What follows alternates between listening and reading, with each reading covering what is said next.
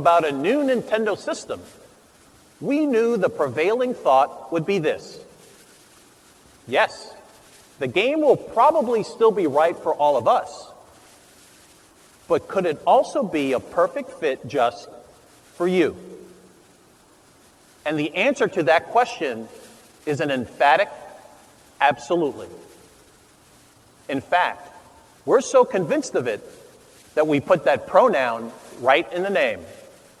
So today, welcome to the world of Wii U.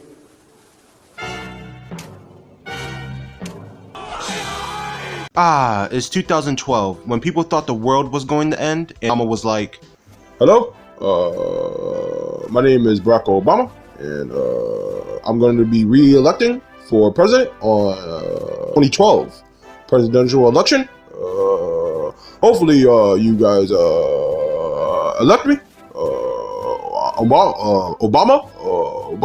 After the massive console war between Microsoft, Sony, and Nintendo through the 2000s, the 8th generation of home consoles was happening, and Nintendo wanted to be the first competitor to release a console in the 2010s. And then, the Wii U releasing on November 18th, 2012. The Wii U was basically a shitty sequel to the original Wii back in 2006. Bruh. The original Wii was the biggest selling console since the PlayStation 2. And Nintendo knew that. That's why they made the Wii U.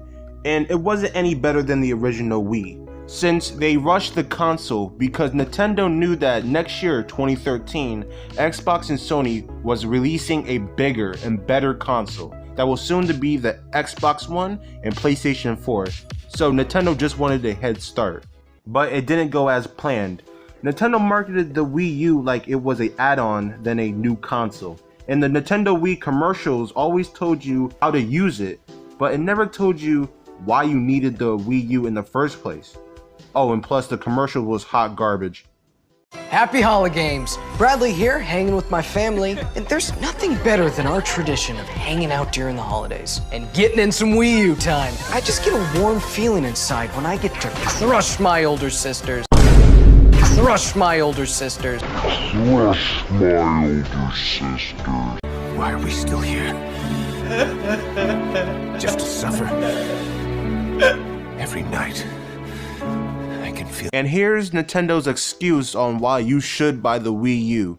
Holy crap, guys! Wow, this is so wacky. We added a screen to the original Wii. Look at it. It's like your iPhones that you're holding nowadays. Whoa, we're so creative. Their second excuse was, hey guys, guess what? We just made Mario Kart for the 8th time. And with a not so good lineup of games and the Wii U bombing in sales, 3 years after launch, Nintendo fans considered 2013 and 2016 to be the dark era of Nintendo. And the Wii U proved to everyone that Nintendo wasn't immune to bad decisions and can make just as bad decisions like any other company. And the Wii U will always be one of the most forgettable Nintendo consoles ever. Come in and be the first people to buy Wii U in the UK. So some very dedicated fans out there. I've been queuing since Saturday morning at around 10 AM. And to be honest, the days have just been blending together. I mean, we've been up all night, playing games, just chilling out. And to decide who was going to be first in the queue, we played Mario Kart. It was a bit of a devastating game. It was deadly, emotions were running high. Right towards the finish line, I came victorious by firing 3 red shells on my mate Singh. He's still devastated.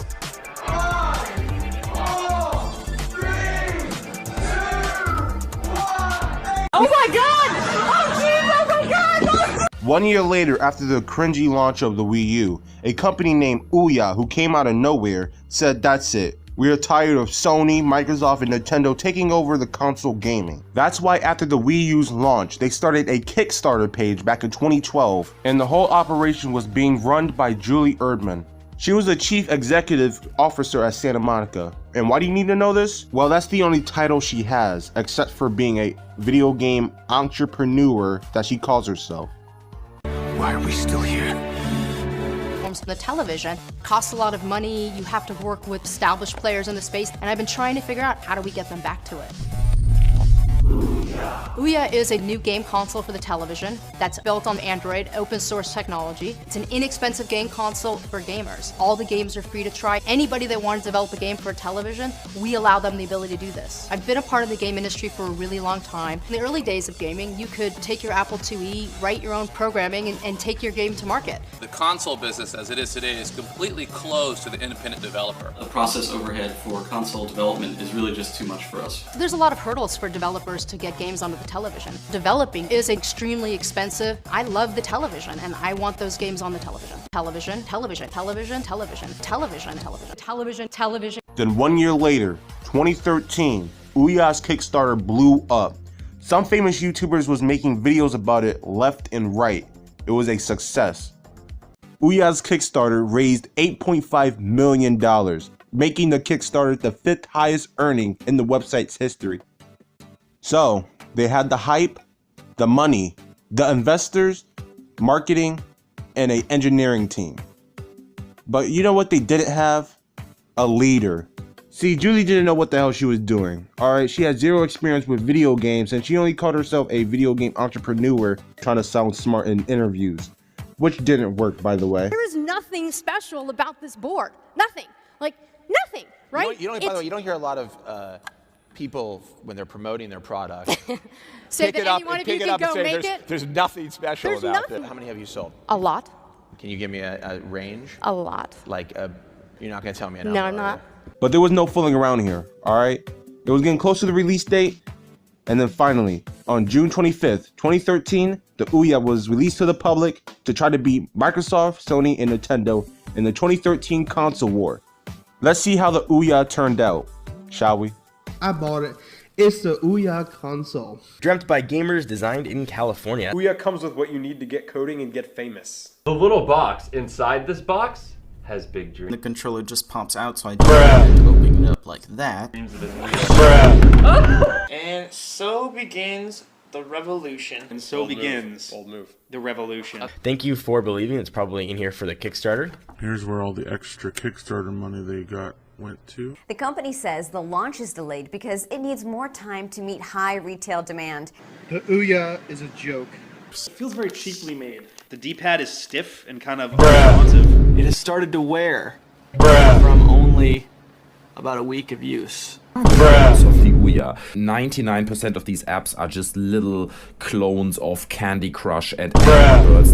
It's Mike Tyson on a motorcycle. What more could you ask for? If they do not give me a fix for it this week, I will film myself pissing on the Ouya. Well, that didn't go as planned. Hopefully the videos I showed you was enough to let you know that the Ouya was a complete disaster and becoming the worst console ever to exist, critics say. Due to the huge backlash and thousands of negative reviews, which caused sales to drop immediately after launch, videos after videos of people ripping the Ouya to shreds, I kind of feel bad for some of the engineering team who actually tried their hardest to make the Ouya work. I mean, there's a legit video of someone taking a piss on the Ouya and trying to flush it down the toilet. But I don't blame them, having to pay $100 for this piece of junk only to be stuck in a digital paywall that forces you to pay extra money into their shitty ass game store just to play Toto Temple Deluxe. Yeah, this console sucks. And always be remembered as being the worst console since the PSP. Hey, okay, alright, I'm joking, kid, chill!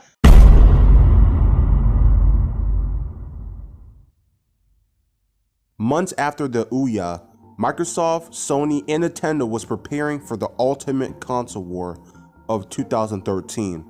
The Wii U, Xbox One, and the PlayStation 4 was going head to head for superiority. Now this was critical because video games were getting more advanced and bigger, like powerful graphics, fleshed out open worlds, beautiful atmospheres, the biggest character developments, amazing gameplay, and one of the greatest storylines the gaming industry has ever seen. But here's the thing, advanced video games needed better hardware to run them on. It was extremely hard for developers to make big games for outdated hardware like the Xbox 360 and the PS3. Not only was it a big decision for fans, it was also a big decision for developers. In E3 2013, This was a massive chance for Sony, Microsoft, and Nintendo to showcase updated hardware for fans and to the public. But after the 2006 console war, video gaming was still being considered violent and extremely bad for kids and families. And that's why the Nintendo Wii was heavily popular in 2006, because the Wii was made for kids and families. So it wasn't hard for Nintendo to slip under the radar in the whole violent video gaming controversy. Microsoft wanted Nintendo's strategy for the next generation and thought it would be a good idea to make their next gen console, the Xbox One, a family-friendly console instead of a gamer-friendly console. And oh boy, Microsoft made the worst console showcase in E3 history because of it. Go to Internet Explorer. Oh, nice. Gestures such as grab and pan and swipe up. Now, have you ever wanted to do more than one thing at a time when you're watching TV? Of course you have. Another amazing thing you can do on your Xbox. Skype. Hey, DJ. Just make sure when you get to fantasy, you show the real version. You know. When my player scores here like LeBron, I automatically... My nigga, I don't care about LeBron James. Can I play Halo on my Xbox One or not? And 429 pounds in the UK. I'm very proud to announce that PlayStation 4 will be available at $399.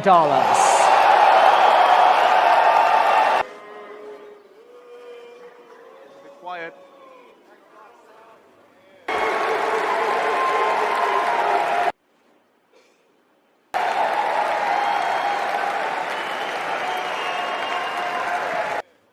We will start over. Microsoft did a bad job marketing the Xbox One, becoming a laughingstock, being on the same level as Ouya. Okay, you know what? I think I'm being a little bit too harsh. All right, shoot. What about, okay.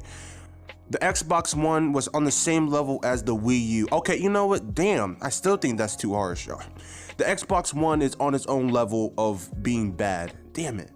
And you're probably wondering, oh, hell nah. Come on, man. It couldn't be that bad. Bruh. What's wrong with it?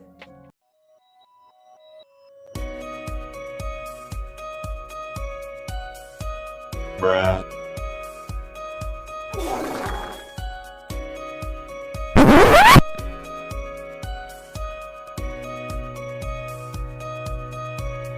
Yes, sir. Yes, sir. Yes, sir. Yes, sir. Yes, sir. Yes, sir.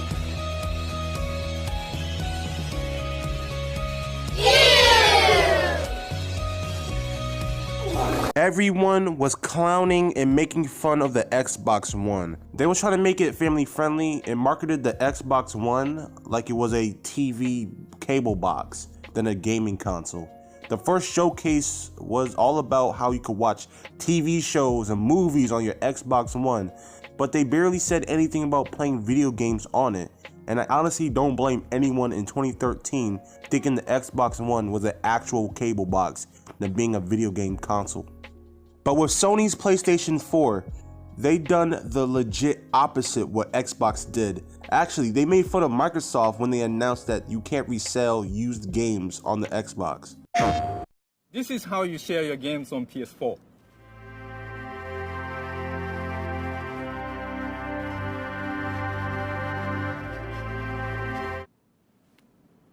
Thanks. PlayStation.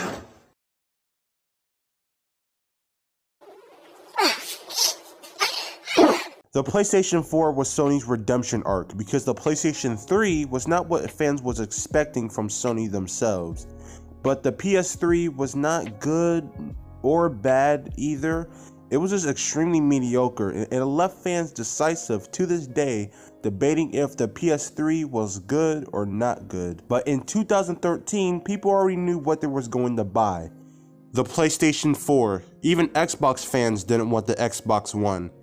And over time, you could just see the PlayStation 4 looming over the Xbox One in darkness because of Microsoft's bad management, presentation, marketing, and leadership.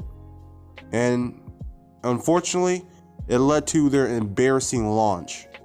Now, it was officially November 2013, a big moment for Sony, Nintendo, and Microsoft. And I can't believe I'm going to say this, but even for the Ouya, holiday season could make or break a generation. PlayStation 4 versus Xbox One versus the Wii U. Who is going to win? Okay, it's PlayStation. Yeah. We all know PlayStation 4 won the console war of this generation, but it's not the end of the story. There's more behind the curtain. But yeah, of course, the Xbox One underperformed exactly after launch, and they had to make massive changes to bring up sales. They changed the ugly original design of it and replaced it with a nice modern one. And they dropped the price and decided to fire this guy. But then a year later, 2014, Microsoft finally made a great decision. They actually hired a video game entrepreneur, and the name was Phil Spencer. See, Phil Spencer began his career at Microsoft by working as an intern in 1988. Then after that, he worked his way up to a general manager at Microsoft Game Studios and became a developer up until 2008, until he moved up to the studios to become a vice president of Xbox. And then after the disappointing launch of the Xbox One, Phil Spencer decided to take matters into his own hands after Jason Holdman, the original head of Xbox, quitted, and Phil Spencer took his place in 2014. Phil Spencer had more than 25 years under his belt, and he wasn't going to let that go to waste, and he got straight to work. The first thing he did in 2015, he decided to put his foot down and forced Xbox to bring backwards compatibility to their consoles for the original Xbox and then the 360. We continue to deliver monthly platform feature updates that enhance your gaming experience, and your response to the updates continues to motivate us. I'm pleased to announce Xbox One backward compatibility.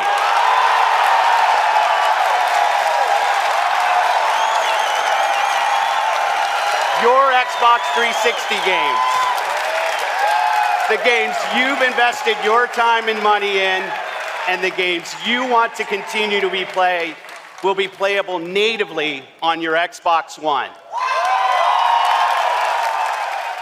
Then after that, he launched one of the most greatest gaming services to date, the Xbox Game Pass. For only $10, you could play over 100 games, and they're mostly award-winning or critically acclaimed.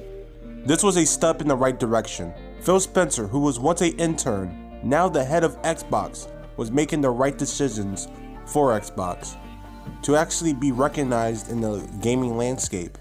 But of course, Sony didn't give a hoot about Phil Spencer and all of his accomplishments. Actually, it was already 2017 and Sony was just getting started.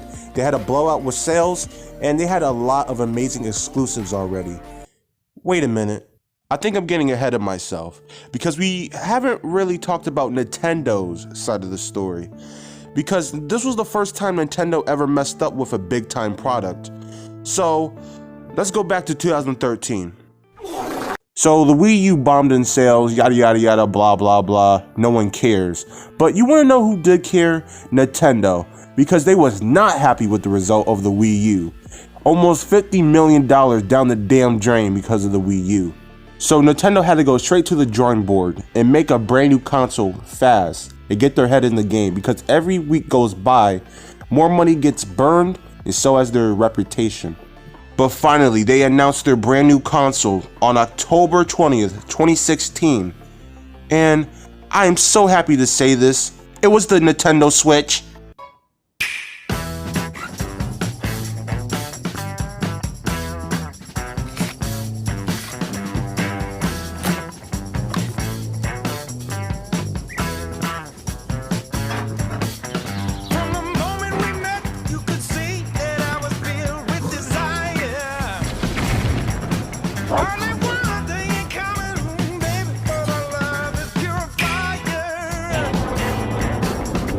It shows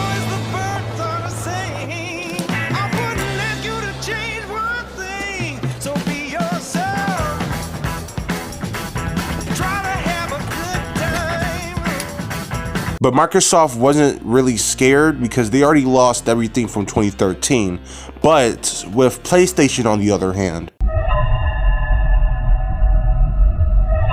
this was their very first portable console, and it was a huge success because of Super Mario Odyssey and Legend of Zelda Breath of the Wild, two massive exclusives of their best franchises. It was also very flexible. You could hook up your Switch to the TV like an instant, and you could just play it on a train if you want to, if you're feeling bored. The Nintendo Switch was truly a masterpiece. You could play with your friends. You could play it anywhere, anytime, at any place. The Nintendo Switch had a beautiful launch, and it made Nintendo a lot of money. Actually, they replaced all the money that they lost because of the Wii U. Then a year after launch, 2018, they announced Super Smash Bros. Ultimate, a fan favorite. This was spectacular for Super Smash fans and also Nintendo fans at that. And that's it. That's the Nintendo Switch. It was a really good console, and it brought the community together after the Wii U days. It actually pleased everyone. But damn, why is it so expensive? This shit better clean up my room in an instant when I drop a crumb. Deadass. It was finally 2019, and Sony is still pulling exclusives out of their ass.